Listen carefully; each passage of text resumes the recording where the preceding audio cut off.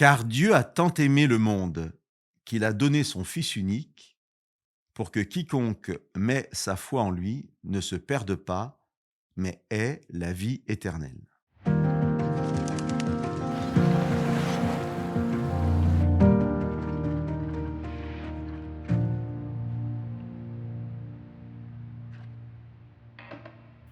Nous avons sûrement ici un des versets les plus connus dans la Bible. Et des personnes qui fréquentent régulièrement une église, nombreuses sont celles, petites ou grandes, capables de le réciter par cœur. Cependant, qui réciterait avec la même facilité le verset suivant? Je vous le lis. Dieu, en effet, n'a pas envoyé son Fils dans le monde pour juger le monde, mais pour que par lui, le monde soit sauvé. Ce verset 17 du chapitre 3 de l'évangile de Jean ne parle plus ni de foi ni de croyance, mais de l'œuvre accomplie par Jésus qui nous permet d'être sauvés. Prenons l'exemple d'une personne qui ferait volontairement du ski en hors-piste dans un endroit où cela serait interdit et qui se retrouverait prise sous une avalanche. Est-ce que les pompiers viendraient sauver cette personne malgré sa responsabilité dans cette situation? Bien sûr, la réponse est oui.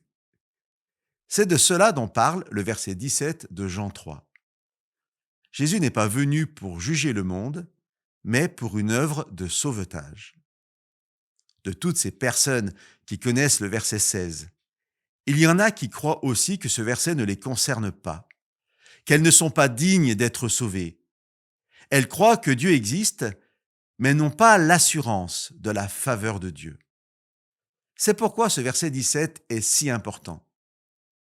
Des pompiers viendront vous sauver de l'avalanche sans se soucier de savoir si vous le méritez. À combien plus forte raison, Jésus vient pour sauver le monde, indépendamment de ses mérites. Le jugement, parce qu'il y aura un jugement, n'est donc pas sur notre responsabilité ou notre culpabilité du départ. Ce n'est pas le fait d'être sous l'avalanche.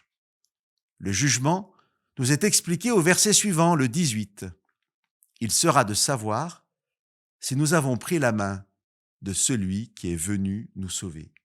Il est écrit, « Celui qui met sa foi en lui n'est pas jugé, mais celui qui ne croit pas est déjà jugé, car il n'a pas mis sa foi dans le Fils de Dieu. » Chers amis, acceptons la main qui nous est tendue et qui nous ramène à la lumière.